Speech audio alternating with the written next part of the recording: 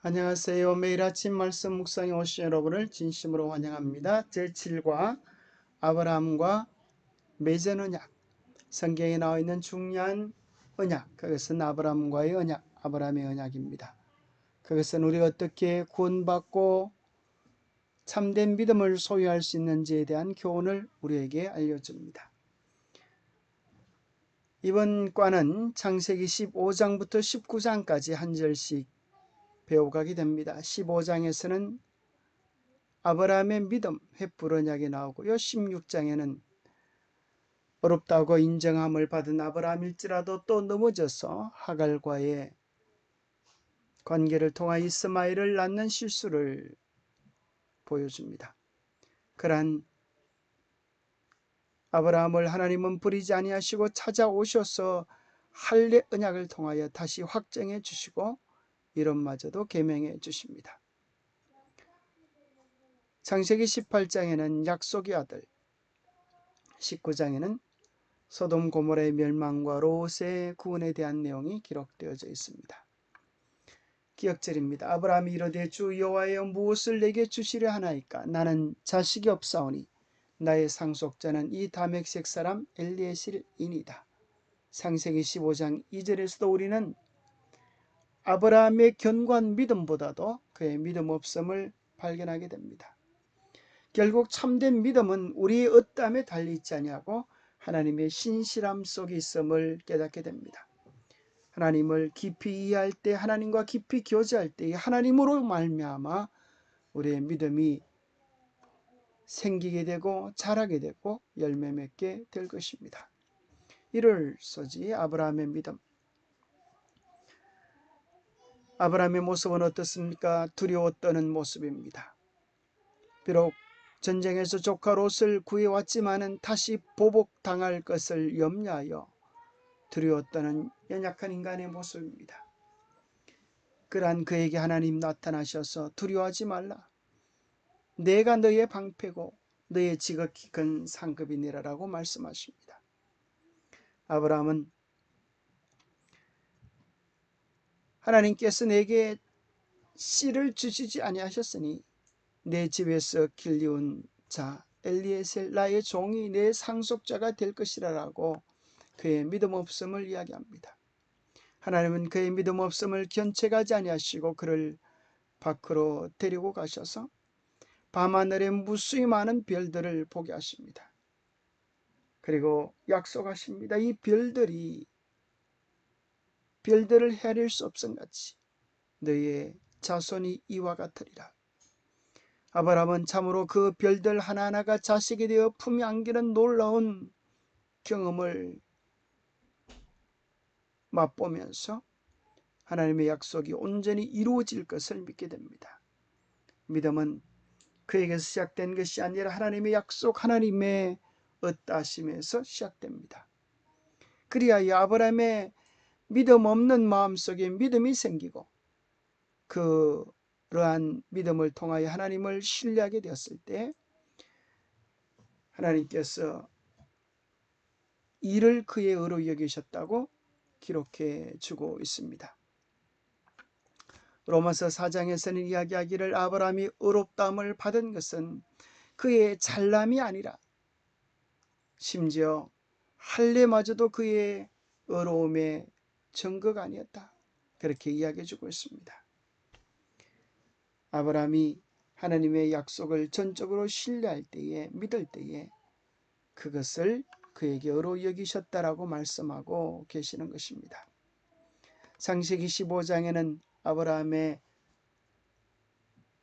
언약, 횃불 언약이 나오고 16장에는 아브라함의 실수가 나오고 17장에는 다시 한번 할례 언약이 나옵니다. 이런 것을 통하여 어렵다고 인정함을 받은 15장의 사건은 할례 받기 이전인 것입니다. 그러가 하나님의 약속을 신뢰함으로 온전히 의로움을 인정받았고 16장에서 그가 넘어질지를 하나님은 전제하셔서 아셨지만 하나님 안에 있는 그를 받아주신 것입니다.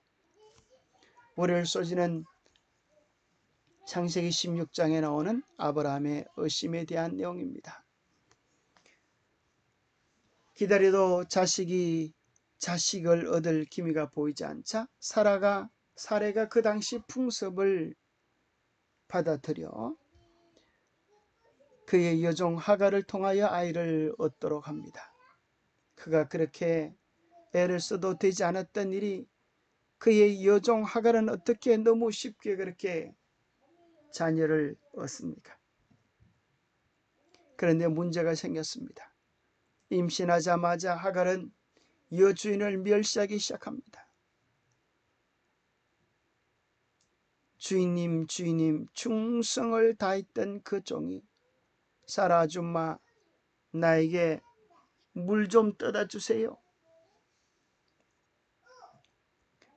아마 사라는 화가 나서 손이 없냐 발이 없냐, 네가 종이 아니더냐라고 말했을지 모르겠어요.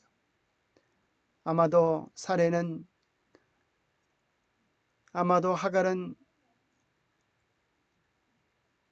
불룩해진 배를 가리키면서 나도 그러고 싶지만 몸이 말을 들어야지요. 사라의 마음을 뒤집어 놓는, 억장이 무너지는 그런 핍박과 어려움을 주었을 것입니다. 하다못해 사례는 아브라함에게 이야기하고 내쫓김을 당하는 이런 내용이 나오지요. 마치 그 내용은 우리가 아는 것처럼 하와가 아담에게 제안했던 선악을 알게 하는 나무의 실과를 따먹도록 한 경험과 사라의 제안이 흡사함을 발견하게 됩니다. 그것은 둘 다 적극적인 여성의 권유로 시작되었고, 그 시도는 문제를 해결해 주기보다 더 큰 아픔과 문제를 유발시켰어. 하와의 선택은 인류의 범죄를 가져왔고, 사라의 선택은 오늘날도 해결할 수 없는 중동의 갈등을 가져오게 된 것입니다. 그렇게 실수하고 넘어진 아브라함을 하나님은 버려두지 아니하시고 17장에서 하나님은 전능하신 하나님으로 나타나십니다. 그리고 참으로 이제 하나님의 약속을 온전히 받도록 하기 위하여 아브라함을 준비시키기 위하여 할례 언약을 베풀어 주십니다. 그래서 할례 언약을 통하여 나와 너희 사이에 영원한 표징 언약을 확정하시고 너는 이제 새로운 하늘 백성, 나의 종족이 되었다라고 하는 특별한 표를 가지도록 하는 것입니다. 결국 구원은 우리의 선행이나 우리의 자랑이 아니라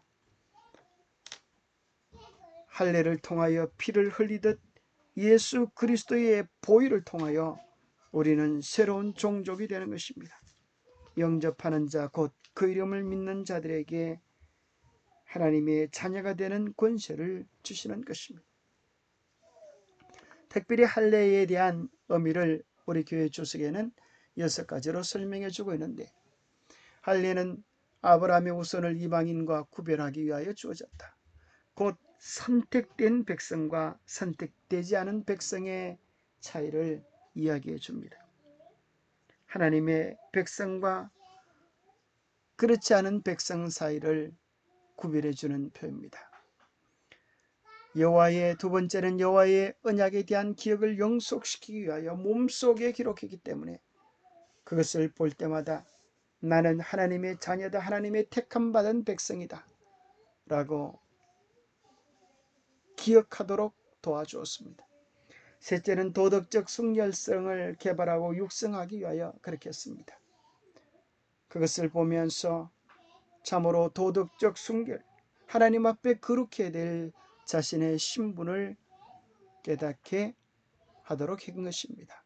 네 번째는 믿음으로 말미암는 의를 나타내기 위하여 우리의 자신의 행위에 있는 것이 아니라 하나님의 전적인 언약, 피의 언약 속에 있음을 기억하도록 하기 위한 것입니다. 다섯 번째는 피부 껍질을 베는 것이 중요한 것이 아니라 죄된 마음을 잘라버리고 주님 앞에 새롭게 되는 마음의 거듭남을 상징하기 위하여 주어졌고, 여섯 번째는 신약 시대의 침례 의식의 원형이 되도록 하게 하신 것입니다. 그래서 할례를 통하여서 그들은 하나님의 자녀다, 선택받은 백성이다 하는 사실을 깨닫도록 했던 것처럼 우리도 침례를 통하여 하나님의 자녀라고 하는 사실을 기억하도록 그렇게 하신 것입니다. 우리는 침례를 기억하면서 침례라고 하는 의식은 이례적 사건이지만 그 의미는 매일매일 새롭게 되어야 할 것입니다. 침례는 죽음과 새로운 생명을 뜻합니다. 매일 작아 죽고 예수님이 우리의 주인 되어 사시는 진정한 영적 경험으로 우리를 초대하는 것입니다. 뿐만 아니라 하나님은 그의 몸 속에 언약을 새겨주셨을 뿐 아니라 그의 이름 속에 언약을 새겨주셨습니다. 그래서 아브라함의 이름을 아브라함으로 개명해 주시고 사레라고 하는 이름을 사라라고 고쳐주시고, 하나님께서 그들에게 자녀를 약속하셨을 때에 아브라함도 사라도 웃었습니다. 하나님, 노인 웃기시는 게 아닙니다. 제가 자식을 낳을 수 없다고 하는 사실은 저도 잘 압니다. 17장 17절에 보니까 아브라함이 얼마나 웃었던지 엎드려 웃었다고 했습니다. 포복절도했습니다. 사라도 그 얘기를 텐트 속에서 듣고 속으로 웃었습니다. 하나님이 사라에게 너도 웃었느냐라고 했을 때 사라가 시치미를 떼면서 웃지 아니했다고 말을 했지만 하나님은 그의 웃음을 보셨습니다. 하나님은 그들을 책망하고 꾸짖기보다 놀라운 축복으로 바꾸어 주셨습니다. 아브라함, 고귀한 아버지라고 하는 이름의 의미를 아브라함 열국의 아버지로, 사레라고 하는 나의 공주, 아브라함의 공주라고 하는 이름의 뜻을 열국의 어머니, 열국의 왕비인 사라가 되게 해주셨습니다. 아브라함과 사라의 믿음 없음의 실속, 허탄한 웃음, 참으로 실망스러운 웃음을, 믿음 없음의 웃음을 하나님은 이삭이라고 하는 진정한 웃음의 뜻을 통하여 참된 웃음으로 그들에게 안겨주신 것입니다. 수혈 소지 약속의 아들입니다.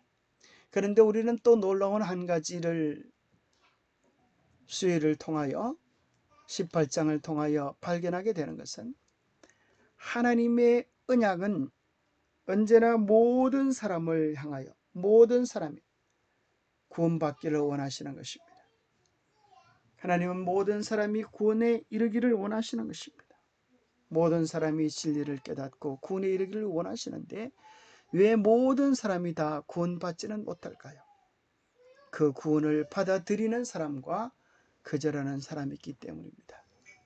하나님이 베푸신 구원을 받아들이는 아름다운 모습이 창세기 18장에서 아브라함이 손님을 영접하는 그의 아름다운 성품으로 나타나 있습니다.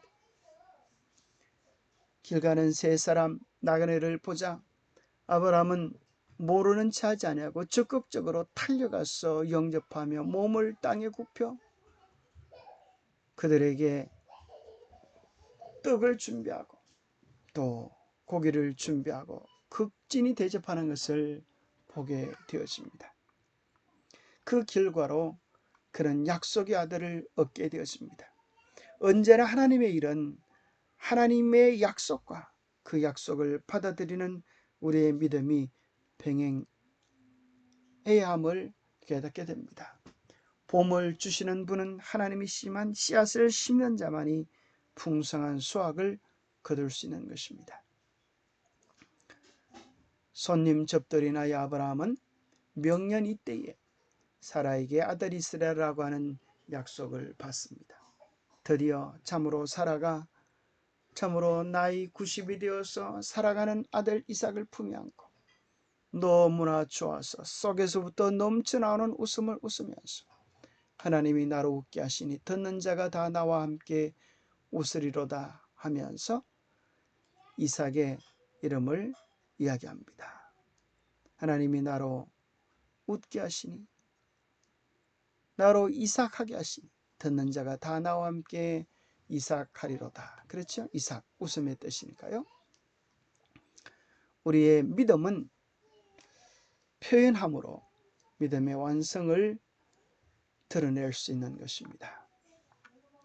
목요일 소지, 사실 아브라함의 믿음은 약속을 믿는 데서 끝나지 아니하고 변화된 삶 뿐만 아니라 변화된 삶의 가마력이 롯에게까지 전달되어지는 것을 보게 됩니다. 창세기 18장에 보면 소돔 고모라의 멸망이 나오는데, 아브라함은 그 소식을 듣고 의인을 악인과 함께 멸하실 수 있겠습니까? 라고 말씀하면서 중보하면서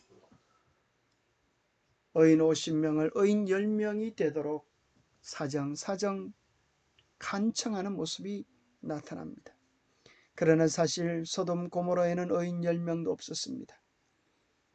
하나님께서 그 소돔 고모라의 형편을 다 아시면서 모든 사람과 온 우주가 이해할 수 있도록 하나님은 2명의 천사를 보내어서 소돔의 영적 형편을 진단하도록 만드십니다. 그것이 하나님께서 언제나 일하시는 방법이었습니다. 우리의 수준으로 내려오셔서 우리가 깨닫도록, 하나님은 과연 공의로우시고 자비로우시다는 사실을 깨닫도록 그렇게 하셨습니다.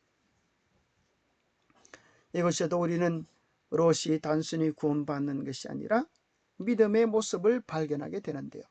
그것은 아브라함에게서 배웠던 친절과 아름다운 선행의 습관을 통하여 그의 믿음이 나타납니다. 지나가는 두 나그네를 롯이 간청하여 영접하는 모습을 우리는 발견하게 됩니다. 그가 천사들에게 경고를 들었음에도 불구하고 지체할 때에 천사들은 가족들의 손을 붙잡고 이끌어냅니다.